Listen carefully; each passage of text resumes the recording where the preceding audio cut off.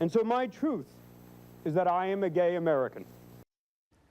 You know, that was the scene that many of us won't forget in 2004 when then Governor Jim McGreevey of New Jersey announced for the first time that he was gay. Now, in the same speech, he also announced his resignation. Now, the story wasn't, he resigned not just because of his sexuality, although that was a big part of it. He was also accused of engaging in some improper behavior here, signing, among other things, hiring an aide here that he had a relationship with, even though he wasn't qualified for. But the point was, I remember the week later, his poll numbers actually went up. And the question was, and I spoke to people that were close, you know, to both his office and stuff, and say, you know, if he knew the reaction he would have gotten, he might have tried to stick it out. And the premise was, even in 2004, how tolerant of the American people might be even more than we think. All right, let's go to some of the reaction. But first I want to read a statement. And this came from Megan Rapinoe, who is on the U.S. Olympic soccer team. And Megan came out here the day after, in fact, Anderson Cooper did. And she said, I feel like sports in general are still homophobic in the sense that not a lot of people are out.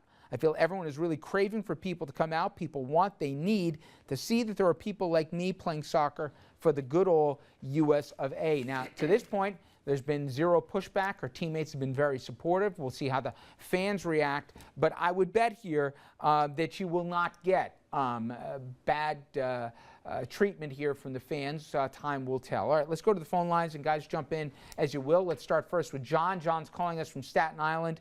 Just how tolerant, John, do you think America is for public figures to be gay in influential positions? Richard, my opinion is a child in elementary school shouldn't be taught that a child should be, you know, what's going on here. After elementary school, yes, they should be taught. Not before. If you can't teach them God's okay, why should you be able to teach them gay is okay? Well, if you think about it, John, this debate's going to happen in this country because if the shortstop of your favorite baseball team that you want to take your kid to a game to, or the governor of your state, if those guys are gay, it's going to come up. And whether you want to wait till your kids, you know, in 7th grade to have the conversation, it's going to be out there. And whether or not you're comfortable or not with the subject, who people are, whether they can serve openly now in the military to fight and die for this country, or even get married, your comfort level, you almost don't get to choose anymore when you're comfortable with it. I'm telling you, the time is going to come. Now, whether or not you think that the person will be able to keep their job if they say it, or that the sponsors will have a heart attack, or if the fans will boo, who knows? Your opinion's as good as mine. But to think here that we don't want to acknowledge this population, I personally disagree with you. But secondly, I think that you're missing the point. You don't get to decide anymore. And let's see what Pete has to say. And Pete's calling us from Queens. Pete, you're on the line. Yes. In regards to your question, how about an openly gay corrections officer at Rikers Island? Well, what do you think? I don't think he'd be accepted, and I think he'd be in a lot of danger. You know what? You might be right. And you probably picked one of the walks of life. Aren't there female corrections officers? There are. Who work in male population prisons?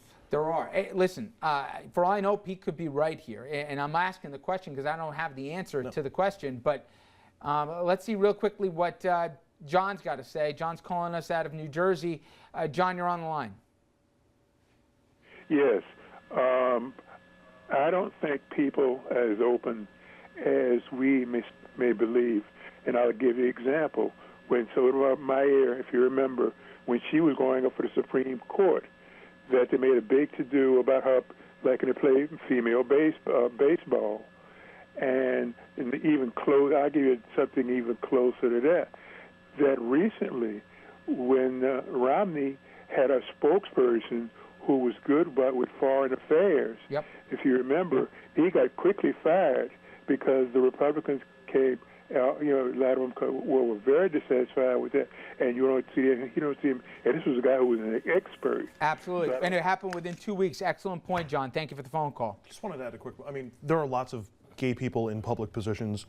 But it's not fully inclusive. It's not fully.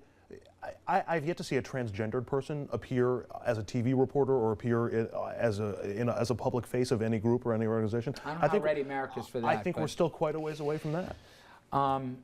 I think this is going to happen, and I never thought I'd see a black president in my lifetime. That's happened. I don't know about a gay president, but I certainly know we're going to see a prominent athlete, a prominent, a gay American that's either on the Supreme good news Court or about whatever this, else. young people are driving all of this. Yep. Young people are the ones that got us acceptable for a president of color. They'll be the same ones that get us fully inclusive when it comes to gay rights.